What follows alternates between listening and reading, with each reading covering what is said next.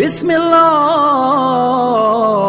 الرحمن الرحیم اللہم صلی علی محمد و آل محمد۔ گرامی قدر، عزتوں کا مرکز اور محور ذات ختمی المرتبت ہے۔ اگر عزت مصطفیٰ نہ ہو تو کائنات میں ہر عزت دار بے عزت ہو جائے۔ اگر کسی کی عزت ہے تو رسول اللہ کی وجہ سے، اور اگر کوئی دین اور دنیا میں بے عزت ہے تو وہ بھی رسول اللہ کی وجہ سے۔ ہم نہ کسی کو رشتہ داری کی وجہ سے مانتے ہیں اور نہ کسی کو رشتہ داری کی وجہ سے چھوڑتے ہیں۔ ہم علی کو اس لیے علی نہیں مانتے کہ وہ رسول اللہ کا بھائی ہے، ہم علی کو علی کے کردار کی وجہ سے مانتے ہیں، علی کے علم کی وجہ سے مانتے ہیں۔ اگر علی بھی رسول اللہ کے جنازے کو چھوڑ کر چلے جاتے تو ہم علی کو کبھی نہ مانتے۔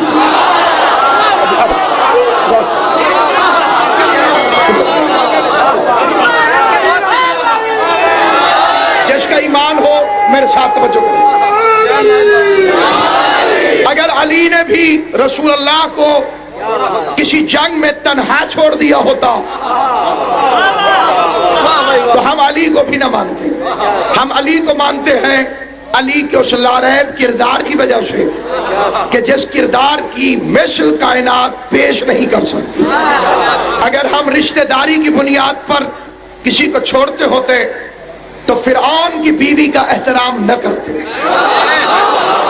مذہب اہل بیت کے بچے کے بھی سامنے حضرت آسیہ کا نام لو، وہ عالم ہو، وہ بچہ ہو، وہ جوان ہو، وہ احترام کرتا ہے۔ کائنات کی 4 معزز ترین خواتین میں ایک بی بی ہے جناب آسیہ، حالانکہ کلمہ نہیں پڑھتا۔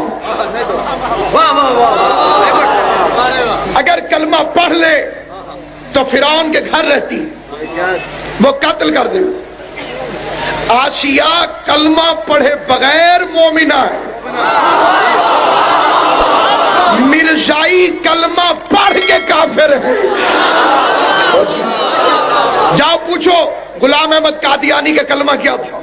لا الہ الا اللہ محمد رسول اللہ۔ نماز بھی وہ مسلمانوں کی طرح پڑھتے ہیں لیکن پھر کافر ہے۔ آسیہ فرعون کی بیوی ہے لیکن ہم مانتے کیونکہ کردار کامل ہے۔ میں پوچھتا ہوں بی بی آسیہ کلمہ پڑھ، عجب نہیں بی بی فرمائے قتل ہو جاؤں گی تو بی بی یہ تو اچھی بات ہے، شہادت نصیب ہو جائے۔ کیا شہادت سے گھبراتی ہوں؟ فرمایا مجھے شہادت سے ایک بڑا عہدہ مل رہا ہے۔ بی بی شہادت سے بڑا عہدہ کیا ہے؟ بی بی فرمائے گی ہر گردن قتل ہو سکتی ہے لیکن ہر گود نبی کو نہیں پال سکتی ہے۔ بولنا جی زبان مولا نے عطا فرمائی، ہر گود کی یہ طاقت نہیں ہے۔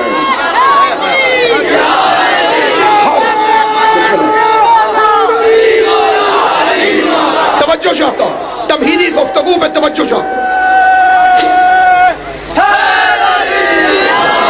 یہ مرکزی اور نمائندہ اجتماع ہے اور میں شیعان حیدر کرار کے اس اجتماع میں ببانگ دہل کہہ رہا ہوں، ہر گود نبی کو نہیں پال سکتی، ہر گردن قتل ہو سکتی ہے۔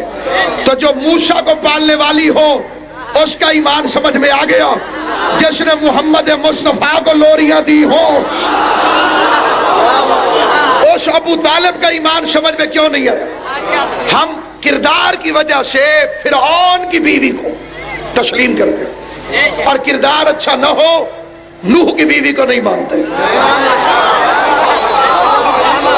ہے نبی کی بیوی لیکن نہیں مانتے۔ قرآن کہتا ہے قیامت کے دن شوہر بیوی کو قبلہ کہا جی نہیں پہچانے۔ معصومین سے پوچھا گیا وہ کون شوہر ہے جو بیوی کو نہیں پہچانے؟ معصوم نے فرمایا وہ حضرت موسیٰ علیہ السلام۔ 4 علم ہے، رسول کا منبر ہے، حسین کی مجلس ہے، قسم کھانے کی ضرورت نہیں۔ جو لفظ پڑھ رہا ہوں وہ بذات خود قسم کے شاہد ہے۔ سنی شیعہ علماء کے سروں پہ قرآن رکھ کے پوچھو، کہ موسیٰ کی بیوی کا قصور کیا ہے کہ قیامت کے دن اولو العزم پیغمبر اپنی بیوی کی بات ہی نہیں سنے گا. یعنی آل محمد کا مذہب یہ ہے کہ دنیا میں جو اپنی بیوی پہ خواہ روب رکھے، قبر میں اور قیامت میں فرشتے اس کا حساب سخت لیں گے. یہ آل محمد کا فرمان ہے. اور وہ نبی ہو کر اپنی بیوی کو منہ نہیں لگا رہا، اور اس کی بیوی کوئی گئے گزرے خاندان کی عورت نہیں، جناب شعیب نبی کی بیٹی. 12 سال تک حق المہر میں نبی نے پانی بھرا، اور قیامت کے میدان میں چپ ہو جاؤ یا بول پڑو. روایت سنی شیعہ کی کہتی ہے کہ موسیٰ اسے منہ نہیں لگائے. میں 4 علموں کے پاس کھڑا ہو کے سنی شیعہ علماء کی ضمانت سے کہتا ہوں، جاؤ پوچھو تو صحیح تاریخ سے موسیٰ کی بیوی سے جرم کون سا ہوا کہ اسے اللہ کا نبی معافی نہیں کرے گا. اس سے جرم یہ ہوا کہ زرافے پہ بیٹھ کر موسیٰ کے وسیع سے جنگ کرنے آئی. بولو جنہیں زبان والا نے عطا فرمائی ہے جو سمجھ لو میری بات. زرافے کے اوپر بیٹھ کر موسیٰ کے وزیر جناب یوشع بن نون کے ساتھ جنگ کرنے کے لیے آئی. سنی ہے سنی رہے، شیعہ ہے شیعہ رہے، میں کسی کا مذہب تبدیل نہیں کرتا ہوں، لیکن مرنے سے پہلے اپنی غیرت اور اپنے ایمان سے پوچھ، نبی کے جانشین سے جنگ کرنا اتنا بڑا جرم ہے. نبی کی بیٹی نہیں بخشی جاتی، امتی کی بیٹی کی حیثیت ہی کیا.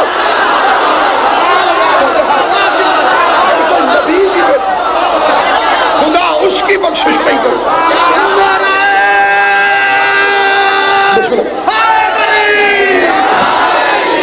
اور جب ہم سارے مل کر میرے سنی شیعہ مسلمان بھائیوں،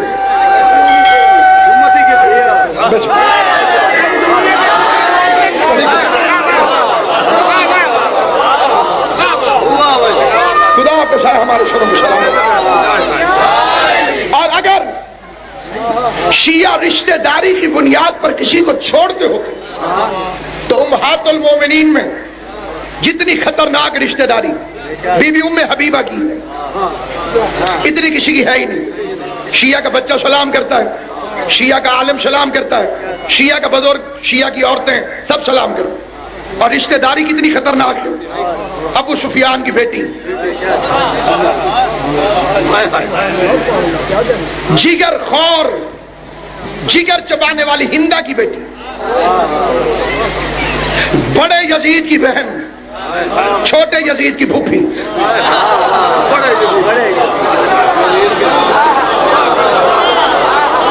سمجھ آئیے بابا، گرمی جسموں کو لگتی ہے، علی کی ولایت نیک ماؤں کی اولادوں کو لگتی ہے.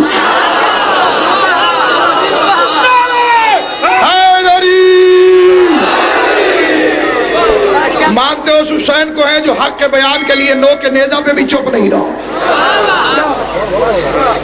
شجر سب حرف زن ہوتے ہیں، گنچے بول پڑتے ہیں. علی کا نام آ جائے شگوفے بول پڑتے ہیں. علی کے ذکر میں یارو تقیہ غیر ممکن ہے، زبانیں چپ بھی ہو جائیں تو چہرے بول پڑتے ہیں.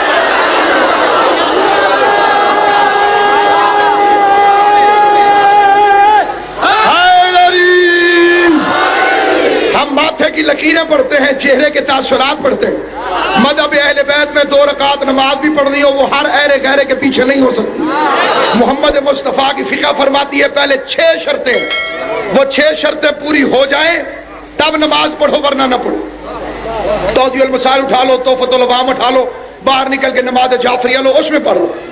6 شرطیں پوری ہوں پھر پیچھے نماز پڑھو، ورنہ نہ پڑھو. مرد ہو، پہلی شرط شیعہ ہو، دوسری شرط اثنا عشری ہو، عام شیعہ بھی نہیں 12 کا ماننے والا. چوتھی شرط عالم ہو، اور اگلی شرط حلال زادہ ہو. یہ جنہوں نے بڑا ایسے سادہ سا فکرہ لیا ہے، میں ان سے پوچھتا ہوں، گاؤں دیہات میں مسجد ہو، نماز پڑھنے کو موڈ آ جائے، جماعت کھڑی ہونے والی ہو، مولوی صاحب نماز پڑھانے والے ہو، پہلے بندہ جا کے دیکھے مرد ہیں، شیعہ ہیں، اثنا عشری ہیں، عالم ہیں. ایک شرط رسول فرما گئے کہ ناصر عباس کی شرط نہیں ہے، جس کو اس کا کلمہ پڑھ کے تم اور میں مسلمان کہلاتے ہیں، اس نے شرط لگائی حلال زیادہ ہو۔ کیا کہوں مولوی صاحب السلام علیکم، میں نے آپ کے پیچھے نماز پڑھنی، قبلہ آپ حلال زیادہ ہیں، تو مولوی صاحب نے کون سا ڈی این اے سرٹیفکیٹ پاس رکھا ہوا ہوگا، تو نکال کے کہیں یہ دیکھو بھائی میں نے ڈی این اے ٹیسٹ کروایا تھا، میں حلال زیادہ ہوں۔ علی کی عزت کی قسم کائنات میں کوئی پیمانہ ہی نہیں۔ اور اگر میں پوچھ لوں مولوی صاحب آپ حلالی ہیں تو بدتمیزی ہے۔